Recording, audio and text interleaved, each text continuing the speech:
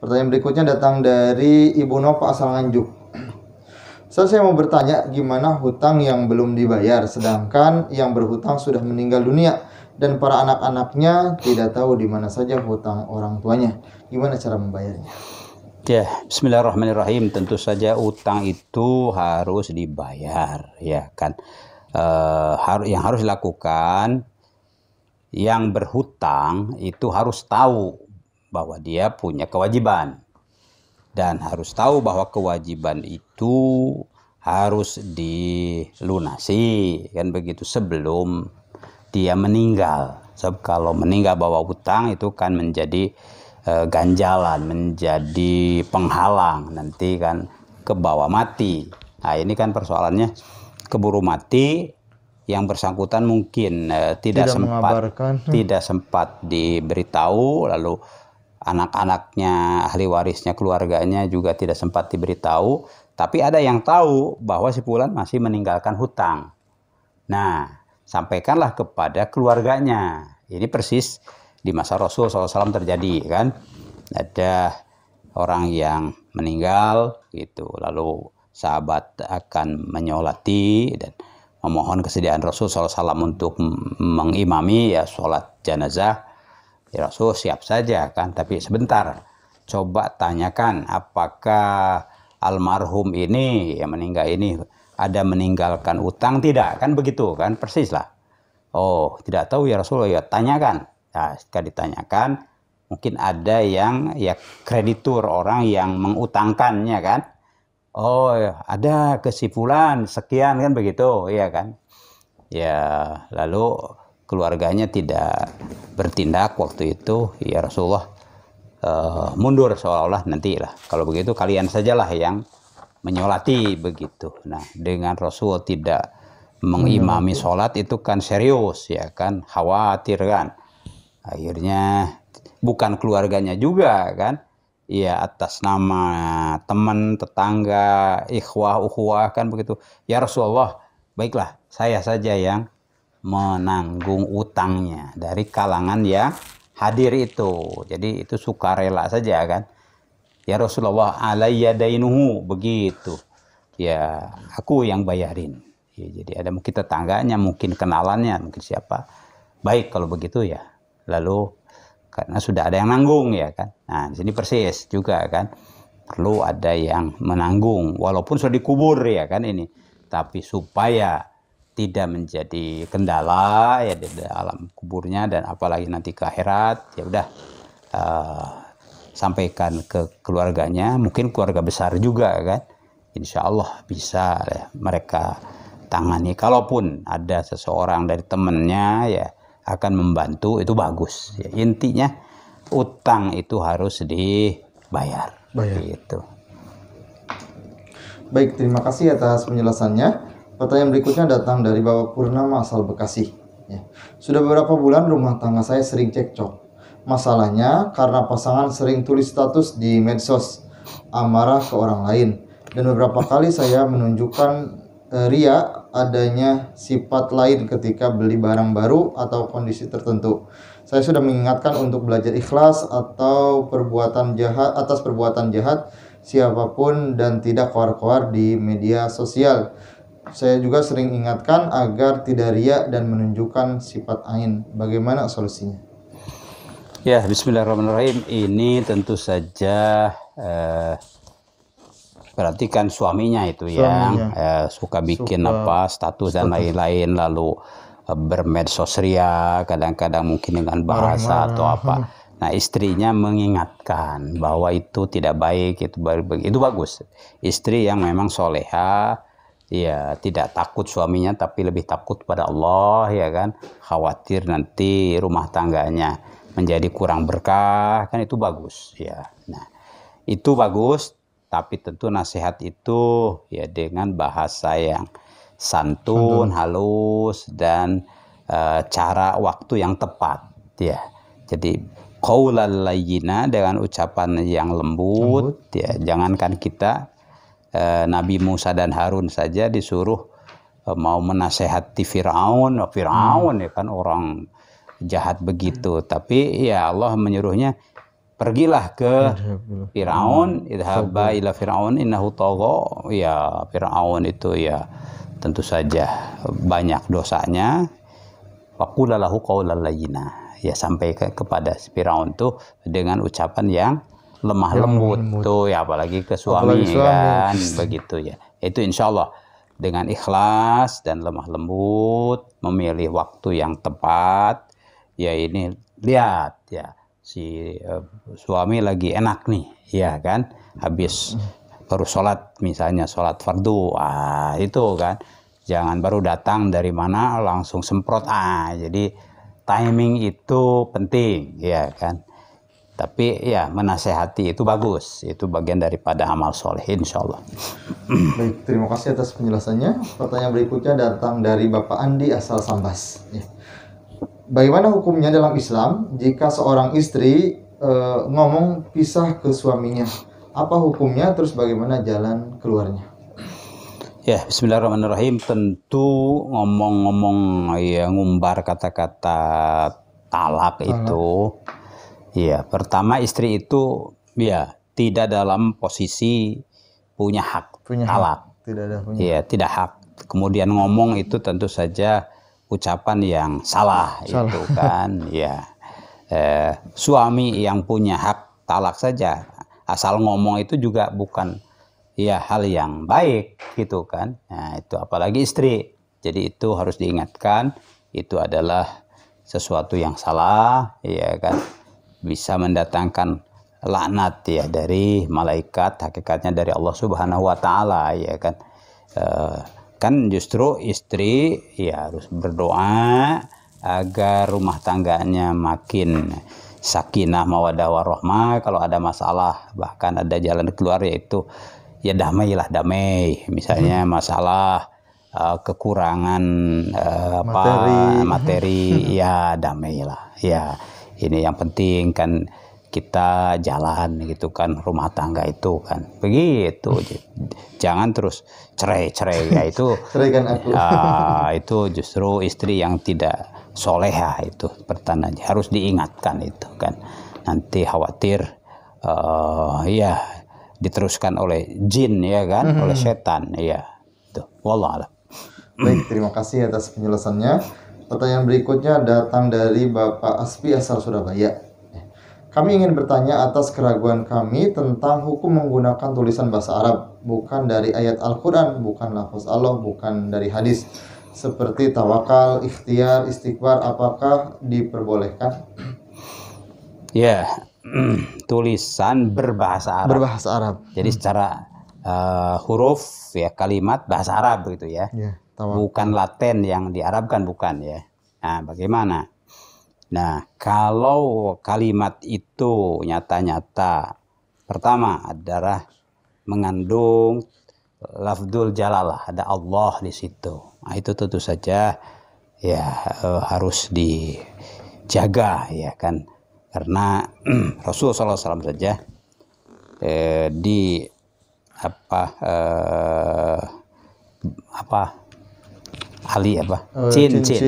cincin beliau itu ada lafaz jalalah, ya kan. Setiap kali Rasulullah SAW mau ke jamban lah begitu, dilepas dulu ya kan. Ya, berarti bisa dipahami bahwa ada lafaz jalalah dimanapun, mungkin di saku, dalam tulisan atau apa, itu harus dimuliakan, ya tidak boleh dibawa ke tempat yang kotor, najis, ya kan, itu satu. Juga tentu saja kalimat diambil dari Al-Quran, ya kan, sebab Al-Quran itu kalamullah. Kalau lafaz jalalah adalah kalimat Allah, ismullah, isim Allah, Allah, ya kan. Kalau ayat Al-Quran walaupun potongan, satu potong atau satu kalimat, itu adalah kalamullah, itu ya. Selain itu, kalau selain lafaz jalalah dan ayat, itu tidak apa-apa, ya kan, tidak apa-apa. Tentu saja dengan cara yang baik saja, sebab kalau ada tulisan apapun, ya misalnya kita salah memperlakukannya, itu adalah tidak etis kan, walaupun tulisan apapun ya diinjak atau apa kan tidak etis. Apalagi diketahui bahwa tulisan itu surat dari si fulan. Tahu bahwa surat Bapak itu diinjak-injak tuh di rumah. Itu kan bisa jadi masalah, apalagi potongan ayat. Jadi tapi kalau hanya dibawa kemana itu tidak masalah. Asal bukan lafdzul jalalah dan bukan potongan dari ayat Al-Qur'an, insyaallah. Baik, terima kasih atas penjelasannya. Pertanyaan berikutnya datang dari Mbak Uli asal Bandung. Bagaimana menghadapi suami yang suka chattingan dengan wanita lain, humoris kepada perempuan yang dia chatting, tapi cuek terhadap istrinya sendiri? Ya, bismillahirrahmanirrahim. Tentu itu adalah salah alamat ya. Sebab perlu membina suasana samara itu kan dengan istri, bukan dengan orang lain. Nah ini jadi salah alamat itu. Harus diingatkan. Kalau tidak diingatkan khawatir nanti terus makin jauh. Bisa saja kan? Bisa makin jauh. Asalnya chatting, lalu bagaimana ya kan? Apalagi apakah melalui media chatting itu bisa masuk godaan setan? Bisa, bahkan lepas kontrol karena memang tidak ada yang tahu kan. Jadi itu harus dikoreksi itu kan, chatting itu. Kecuali tentu isinya apa. Kalau di grup itu kan ada saling diskusi kebaikan ya kan. Ada informasi yang penting ini disampaikan deh ke teman saya biar dia tahu. Itu bagus, sedekah itu. Jadi chatting itu ada sedekah, silaturahim, ada gibah juga ya kan, ngomongin orang, ada fitnah juga. Nah ini kan, yang ini tadi termasuknya fitnah kan, bisa membawa kepada hal-hal yang tidak baik. Jadi tergantung chatting itu apa kontennya dan maksud tujuannya. Wallahualam. Baik, terima kasih atas penjelasannya. Pertanyaan berikutnya datang dari Bapak Rijal asal Bogor. Ada orang yang kaya dari hasil trading binary option. Penjelasan kemarin tentang binary option kan termasuk haram. Terus uangnya itu disedekahkan. Apakah itu uang berujung pahala atau tidak? Uangnya disedekahkan. Ya, Allah Subhanahu wa taala, sedekah itu kan berarti dengan niat taqarruban ilallah, sebagai cara mendekat kepada Allah Subhanahu wa taala. Allah itu innallaha thayyibun la yaqbalu illa thayyiba. Itu dalam hadis sahih. Sungguhnya Allah itu maha suci, maha baik. Ya, hanya mau mendengar kalau kita berdoa dan menerima kalau sedekah ya kan, yang baik, yang halal dan thayyib. Sedangkan tadi hasilnya adalah bermasalah, tentu itu bukan untuk disodakohkan, itu harus dibersihkan. Dibersihkannya bagaimana ya kan, jelas jangan digunakan untuk ya sodakoh. Lalu ini banyak ini ya sudah ada tentu penggunaan di jalan sosial ya kan, apa umum itu bisa beli semen misalnya kan untuk jembatan kan begitu.